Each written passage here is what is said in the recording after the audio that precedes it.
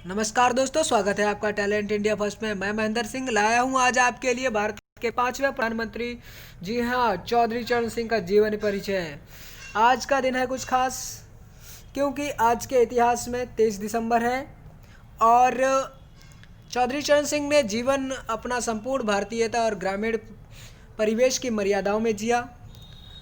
इनका कार्यकाल जो था 28 जुलाई 1989 से 14 जनवरी 1980 तक चला और जन्म इनका 23 दिसंबर 1900 गांव नूरपुर, हापुड़, पश्चिम उत्तर प्रदेश के ब्रिटिश भारत में साम्राज्य में हुआ था। और भारतीय इनकी राष्ट्रीयता, राजनीतिक दल जो था इनका जनता पार्टी था। जीवन संगी इनकी गायत्री देवी थी, इनकी पत्नी का नाम गायत्री देवी, और संतान इनके अजीत सिंह पुत्र रहे और जयचंद चौधरी। इनके वैदिक धर्म था हिंदू। किसान नेता थे। 23 दिसंबर 2020 को उनकी 118वीं जयंती मनाई गई। और यूपी में जो ज़मीन को जोते बोए और ज़मीन के मालिक हैं और क्रियान्वयन चौधरी चरण सिंह ने किया। इनका चरण सिंह का जन्म एक जाट परिवार में हुआ था। स्वाधीनता के कारण इन्होंने राजनीतिक प्रवेश के दौरान बरेली जिले में 2 डायरी रूपी किताब लिखी और राम मनोहर लोहिया के ग्रामीण सुधार आंदोलन में लाए गए।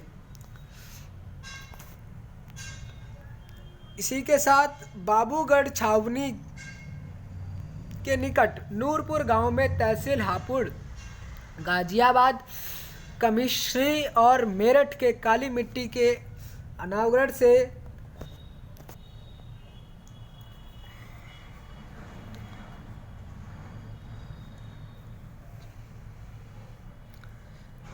मुहैया, जी हाँ, दोबारा स्टार्ट, ठीक है। बाबूगढ़ छावनी के निकट नूरपुर गांव में तहसील हापुड़ और जनपद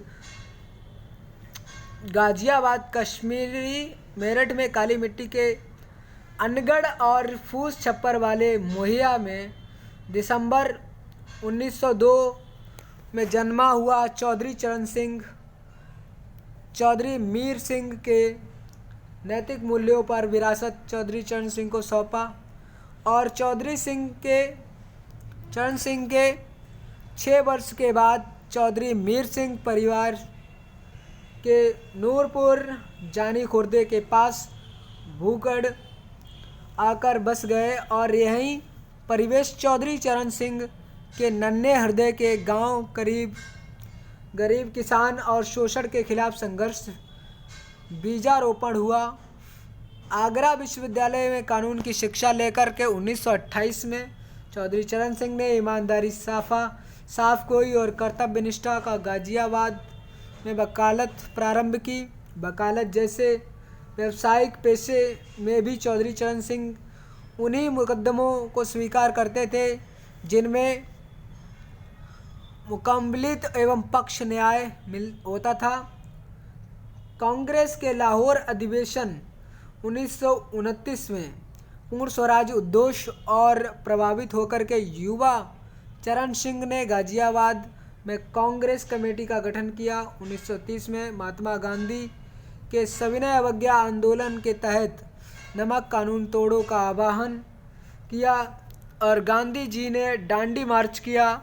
आज़ादी के दीवाने चरण सिंह ने गाजियाबाद की सीमा पर रहने वाले हिंडन की नदी पर नमक बनाया। परिणाम स्वरूप चरण सिंह को 6 माह की सज़ा हुई। जेल के वापसी के बाद चरण सिंह को महात्मा गांधी के नेतृत्व में स्वयं को पूरी तरह से स्वतंत्रता संग्राम में समर्पित कर दिया। 1940 में व्यक्तिगत सत्याग्रह में भी चरण सिंह की गिरफ्तारी और गिरफ्तार हुए।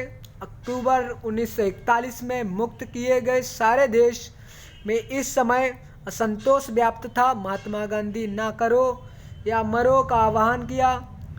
अंग्रेजों भारत छोड़ो की आवाज़ सारे भारत में गूंजने लगी। 9 अगस्त 1942 को अगस्त क्रांति के माहौल में युवक चरण सिंह ने भूमिगत होकर गाजियाबाद, हापुड़, मेरठ और मवाना, सारनाथ, बुलंदशहर के गांवों में गुप्त क्रांति गठन किया और मेरठ कमिश्नरी के युवक चरण सिंह ने क्रांतिकारी साथियों के साथ मिलकर ब्रिटानिया हुकूम को बार बार चुनौती दी।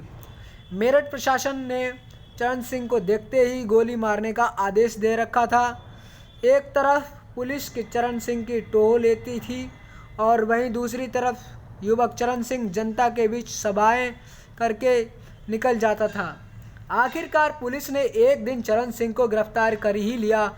राजबंदी के रूप में 1.5 वर्ष की सजा हुई। जेल में ही चौधरी चरण सिंह की तीसरी पुस्तक शिष्टाचार भारतीय संस्कृति और समाज के शिष्टाचार के नियमों का एक बहुमूल्य दस्तावेज है, जिसमें राजनीतिज्ञ उनकी विरासत कई जगहों पर बटी। आज जिनकी भी जितनी भी दल परिवारित पार्टियां हैं, उड़ीसा और वाजू दल हो या बिहार में राष्ट्रीय जनता दल हो, जनता दल यूनाइटेड के लीजिए और ओम प्रकाश चौटाला का लोक दल, अजीत सिंह का राष्ट्रीय लोक दल हो या मुलायम सिंह की समाजवादी पार्टी, ये सब चरण सिंह की विरासत हैं। और कांग्रेस के लाहौर अधिवेशन में पूर्ण स्वराज का प्रस्ताव पारित हुआ था, जिससे प्रभावित होकर के युवा चौधरी चरण सिंह राजनीति के सक्रिय हो गए। उन्होंने गाजियाबाद में कांग्रेस कमेटी का गठन किया। 1930 में जब महात्मा गांधी ने सविनय अवज्ञा आंदोलन का आह्वान किया तो उन्होंने हिंडन नदी पर नमक बनाकर उनका साथ दिया, जिसके लिए उन्हें जेल भी पड़ जाना पड़ा। वो किसानों के नेता माने जाते थे। उन्हें उनके द्वारा किया गया जमीनी उन्मूलन विधेयक